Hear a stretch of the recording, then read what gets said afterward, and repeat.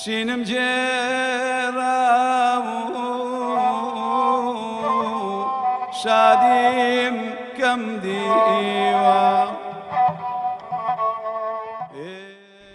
کۆرۆنای بێڕەحمی بێبەزەیی دەنگا ڕەسەنەکەی سلێمانی لێ سەندینەوە. گیانە بەوە خاڵە دێنایە بێم چونکە بێڕەحمی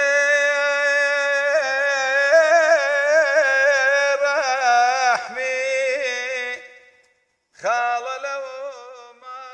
بەرەبەیانی 22 حوزەیرانی 2020 دوای ململانێکی زۆر لەگەڵ کۆرۆنا هونەرمەند عەتا چاوشین دڵی لە لێدان کەوت.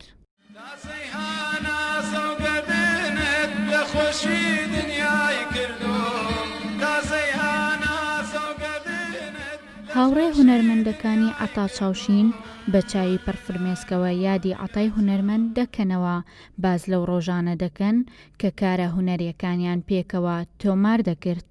بۆ کۆچی ناوەخت و لە ناکاوی هونەرمەندی دێرین و شاعیر و ئاوازدانەر عەتا چاوشین هونەرمەندی دێرینی شاری سلێمانی و هەموو کوردستان بەڕاستی داخ و کەسەرێکی زۆری بۆ بەجێهێشتین بۆ هەمومان. بەڕاستی ئەو زۆر ململانەیەکی سەختی لەگەڵ بەتە شومەیە کرد. بەڕاستی چەند ڕۆژێکە ئەتوان بڵم ئازار و ئەشکەنجەیەکی زۆری بینی. دەنگ و نەغەمەیەک لە کۆڵان و شەقامەکانی سلێمانی لەدایک بوو. بەم کۆچەش هەمووانی بێتاقەت کرد. عەتا چاوشین خاوەنی دەیان بەرهەمی میلی و گۆرانی ڕەسەنی کوردیە. عەتا هونەرمەندێکی سەرکەوتوو بووە، کوڕێکی دەنگخۆش بووە، خەڵکی سلێمانیە، خەڵکی گەڕێکی سەرشەقام و کوڕی بەرخانەقایە. بەڕاستی کە عەتا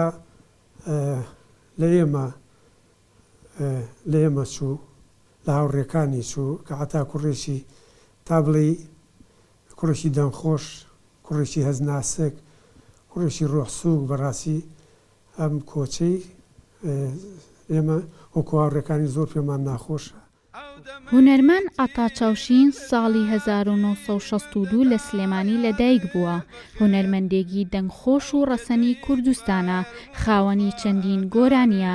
دوای مانەوەی چەند ڕۆژێک لە نەخۆشخانە بۆ دوجار ژیان ئاوایی کرد.